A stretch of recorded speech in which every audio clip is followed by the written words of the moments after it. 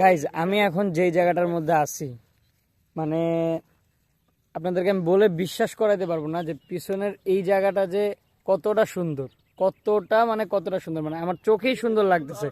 আমি ক্যামেরায় আপনাদের এই সৌন্দর্য আমি আপনাদেরকে বুঝাইতে পারবো না। দেখেন মনে হইতেছে ছোট্ট মানে মানে আমাদের বাংলাদেশের মধ্যে কাশ্মীর, মানে আমাদের বাংলাদেশের মধ্যে একটা কাশ্মীরের মধ্যে আছি আর কি আমরা। আমার কাছে এরকম এরকম ফিল আসতেছে।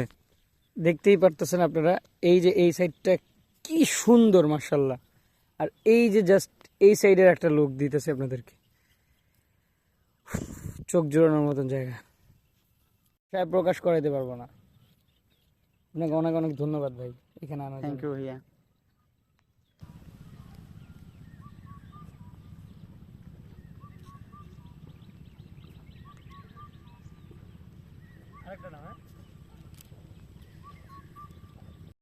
A few moments later.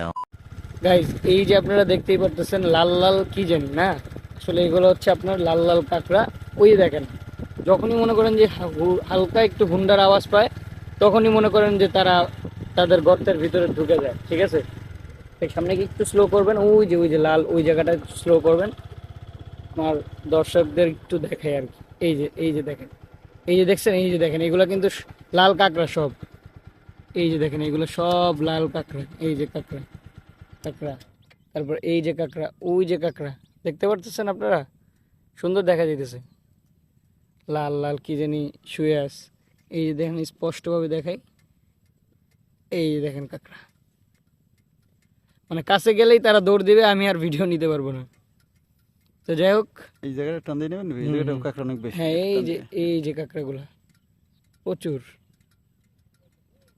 দেখছেন মাশাআল্লাহ। এখন কি করবো জানো? এই যে দেখো, আচ্ছা। এই দেখো চলে যেতেছে ভিতরে, ভিতরে ঢুকে যেতেছে, এই ভিতরে ঢুকে যেতেছে।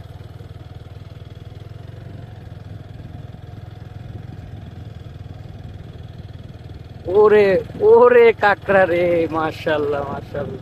ভাবি কাঁকড়া দেখতে পান? হ্যাঁ কাঁকড়া দেখতে পারতেছি, মানে না ভাবি তো একদিকে বসা। হ্যাঁ কাঁকড়া আর কাঁকড়া সব ঢুকে যেতেছে, সব সব দেখেন। একটু পর পর মনে করেন যে আপনার এই এই কি জানি বলে এটারে, খালি ভিতরে ঢুকে যেতেছে, লাল কি জানি ভিতরে ঢুকে যেতেছে।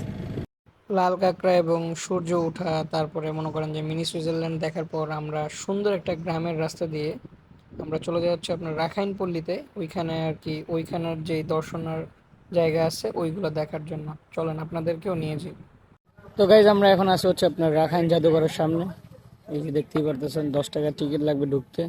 এটা হইতেছে সেই ঐতিহাসিক পুরনো বৌদ্ধদের মন্দির আর কি, বুঝতে পারছেন। জানি না আমি ভিডিও পাবলিশ করবো কিনা না করবো। না আমরা ওটার ভিতরে যাবো না তো, শেষ।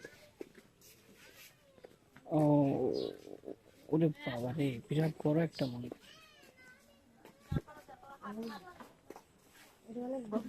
তো প্রথমে ওইটার ভিতরে ঢুকতে ইচ্ছা হচ্ছিল না, তারপরে চিন্তা করলাম যে না থাক ঢুকি।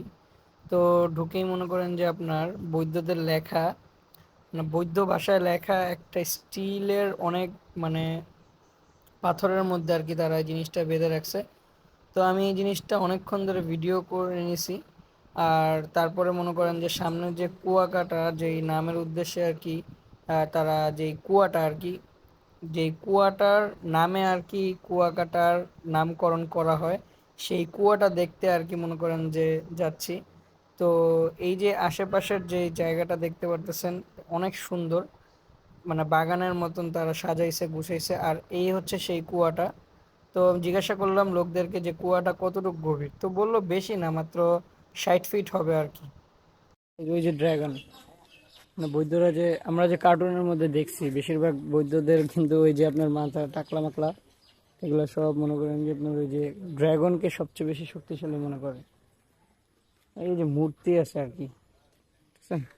মূর্তি এটা হইতেছে আপনার রাখাইনদের হাতে কাজ করা যত জিনিসপত্র, বার্মিস আচার, তারপরে এই যে এগুলো হচ্ছে আপনার 3 পিস শাড়ি, আরো অ্যাক্সেসরিজ অনেক কিছু আছে। কি কি দেখলাম আপনারা তো দেখলেনই, এখন বাকি সামনে কই যাবো জানি না।